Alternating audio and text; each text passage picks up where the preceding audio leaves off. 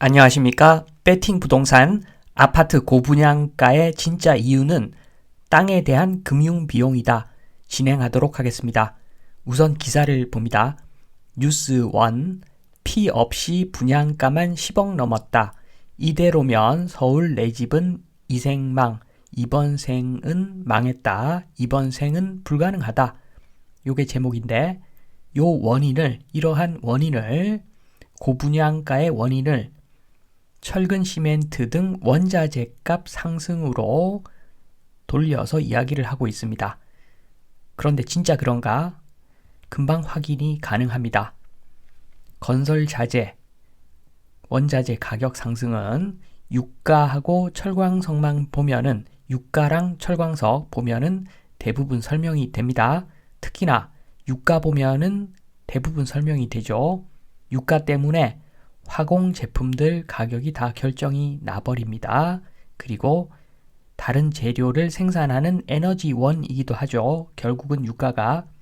그래서 일단 유가부터 보면 10년 동안의 그래프인데 10년 전에 잘 아시겠지만 대한민국 부동산 시장의 암흑기였죠. 그때 당시의 유가보다 지금 유가가 저렴합니다.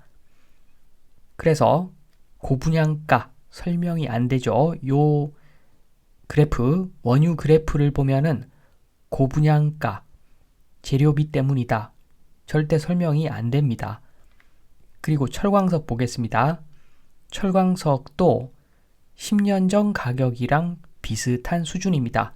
그래서 실제로 자재 가격을 보면은 설명이 안 되죠. 지금 원자재 가격 상승으로 분양가 상승하면 얼마나 상승을 하겠습니까? 뭔가 다른 게 있다는 겁니다. 계속 뉴스를 하나 더 보겠습니다.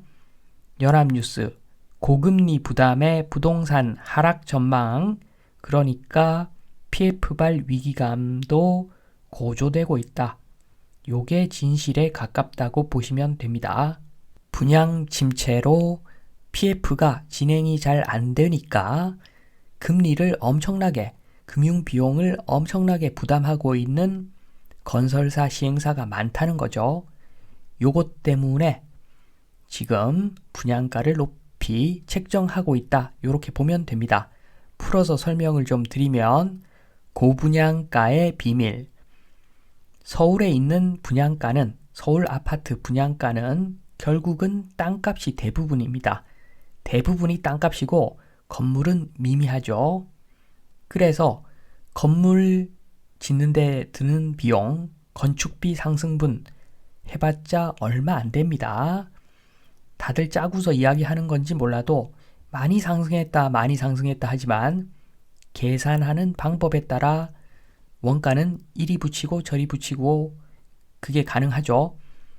그런데 땅은 엄청나게 비싸죠. 땅은 엄청나게 비싸고 여기에 대한 이자, 땅에 대한 이자, 요거를 계산을 하면은 지금 금리가 높기 때문에 결코 무시할 수 없는 금액이 나옵니다. 건물을 다 지어서 분양을 해도 PF 이자 때문에 지금 적자가 나고 회사가 망할 판입니다. 이런 상황에서 길이 정해져 있죠. 방법은 하나밖에 없습니다. 건축비 상승분에다가 땅 이자, PF, 금융비용 요거를 똘똘 말아가지고 그냥 건축비 상승분이다. 요렇게 표현을 하는 거죠. 그래서 고분양가의 비밀, 실상은 분양이 주춤하고 높은 이자를 물고 있고 그래서 물가 인상으로 둔갑시킨 다음에 건축비가 상승해서 분양가 상승시킨다. 이러한 작전으로 대부분의 건설사가 가고 있는 것 같습니다. 그런데 믿는 구석은 있죠. 정부를 믿고 있죠. 고분양가 해서 분양 안 되면 정부가 원가에 사주겠지. 그런데 그 원가는 분양가다.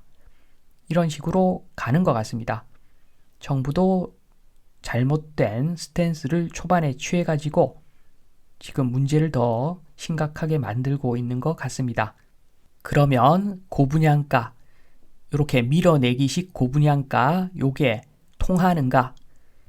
통하지가 않겠죠. 통하지가 않을 겁니다. 왜냐하면 지금 다른 기사를 하나 더 보면은 아파트 계단 운동에 전기료 더 내라 논란의 민원인데 아파트에 거주하는 사람들의 성향을 알 수가 있습니다. 물론 이 경우는 극단적인 경우이긴 하지만 큰 시사점이 있습니다.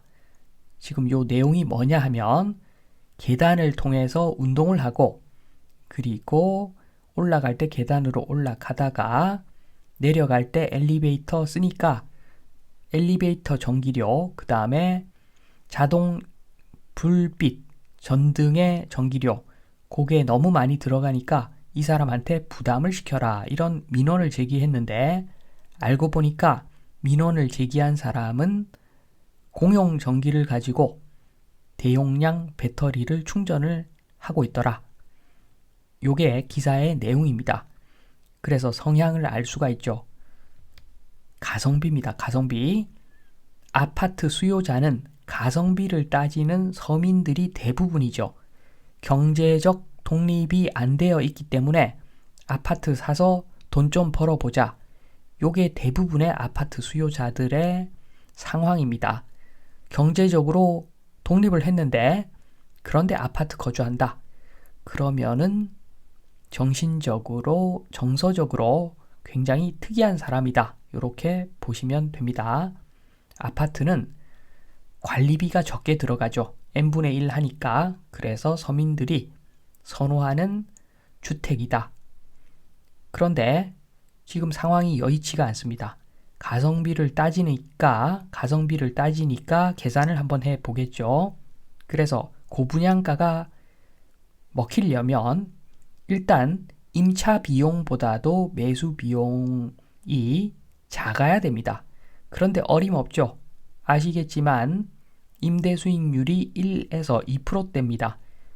그러니까 당연히 금전적으로 보면은 임차해서 사는 게 훨씬 유리한 상황이죠. 그래서 이 작전은 통하지가 않습니다. 그러면 지금까지 어떤 작전으로 아파트를 잘 팔아먹었는가? 그거는 아파트 오늘 가격이 최저가다. 선동을 해서 아파트를 팔아먹었던 거죠. 그래서 유명 대기업, 건설사, 정치와 선동 기술력이 높은 회사가 마진 높은 회사다. 이렇게 보면 됩니다. 기술의 어떤 대기업, 그러면 건설 기술력을 이야기하는 것이 아니라 영업 기술력을 보통 이야기를 하는 거죠. 정치하고 선동하고. 그런데 한계점에 왔습니다.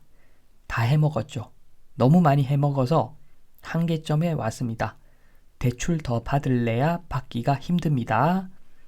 그런 상황에서 정부가 특례 해가지고 쥐어짜고 있지만 한계가 왔죠. 이미 한계가 왔습니다. 그래서 어떤 전략도 성립이 안 되니까 정부가 안 사주면 꾀기라는 소리입니다. 거의 지금 마지막으로 가고 있는 상황 같습니다. PF에 물려있는 많은 건설사들이 굉장히 어려운 상황으로 보여줍니다. 그래서 고분양가로 털어버리면 되는데 소비자가 가성비를 따지니까 그게 안 되죠. 절대로 쉽게 해결이 될 리가 없습니다. 그리고 시간도 건설사, 시행사의 편이 아닙니다. 많은 사람들이 알아가고 있죠. 한국 아파트 시장의 미래는 결국에는 한번 폭락은 무조건 옵니다. 왜냐하면 전세제도, 요거는 비정상적인 제도입니다. 정부가 억지로 특례, 대출 말도 안 되게 많이 해주니까 요게 작동을 해왔지만 앞으로는 인구 절벽과 함께 전세제도가 사라질 것이기 때문에 시간도 결국은 PF 물린 건설사들 편이 아니라는 거죠. 그래서 최근에 건설 원가, 건축비 상승으로 분양가 올라갔다 너무 많은 이야기들이 나오는데 사실은 건설사와 시행사가 PF에 물려가지고 금융 비용을 상당히 많이 부담하고 있다. 그래서 은행에 낼 돈을 분양가로 전가시켜 가지고 고분양가 책정을 했지만 요거 쉽지 않다. 요 말씀을 드리면서 이만 마치겠습니다. 감사합니다.